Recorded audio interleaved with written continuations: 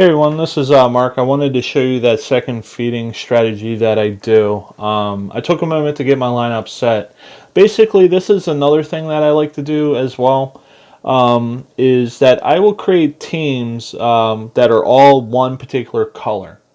And the reason behind this is that I want to make sure that equally I am strong in that one particular color as I am my other colors. So a way to do that is that, put your best 5 heroes into a team of each color and just have a complete mono one color lineup. And then when you go into edit heroes, you can kind of compare the power. So my best hero color is purple. They're 2414. I got a 2262 of yellow, a 2277 of blue, a 2202 of green, and a 2223. So comparing these, I'm doing a relatively good job of bouncing out my heroes. So one of the things that I like to do is, I'm chasing now this 2414 team. So I got about 200 that I want to do to gain, so I can start rounding out, my colors for, Titans, for color stacking, where I might attack with 2 greens against like a blue tank, and those kind of scenarios where I might run 2 reds to, attack against a green tank and those kind of things. So back here on this page, basically what I'll do is I'll do the same thing that I mentioned in the last video, is that, I'll sort by power. My rightmost hero, like the cat, Bane, Kirill, Skittleskull, Jahanger, would be the guys that, I would want to feed on those elemental teams. And the same strategy goes. If you keep feeding Bane, for example, on the yellow team that I'm showing, at some point he will pass that Chow, and then Chow will take that place, and as I feed, I can start chasing towards Anatal at 662, or whatever I'm trying to do, and then, I could just go back in here, compare, see where I am in terms of comparing that. So that's basically another strategy that I do. You want to be balanced, especially when you're feeding for war. Now, you get to different points in the game, especially with different heroes, on different tiers. So like 5 stars and 4 stars, like who should get the feeding, who is the priority.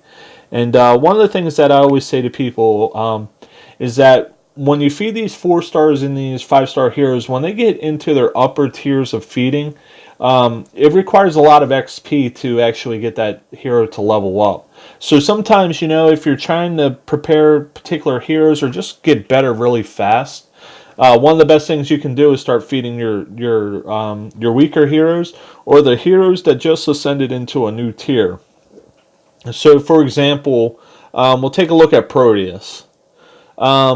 So, looking at his card, it would take 1189 XP to fill him up. You guys can see that above the attack, shield, and heart stats for health. He's about halfway through. He's got about 596. As like you compare to this ghost girl here, she is only about 300 for XP. So that's great ways to kind of just feed heroes, get them to level up, because each level up they're getting X amount of HP, their power's going up a little bit. So that's a great way to kind of feed as fast as you can and as efficiently as you can. If you're just trying to stack your overall teams, is just make sure that you're feeding the right guys. Now, after these heroes ascend, like a Proteus, his XP will go back down, but then as he goes back up towards level 60 and 70, towards his max level, the XP gets really high. And it's even higher with a 5-star. You might see 4,500 to 5,000 XP on those last levels. And it'll feel like feeding those 5 stars and those 4 stars on those very last 10 levels take forever.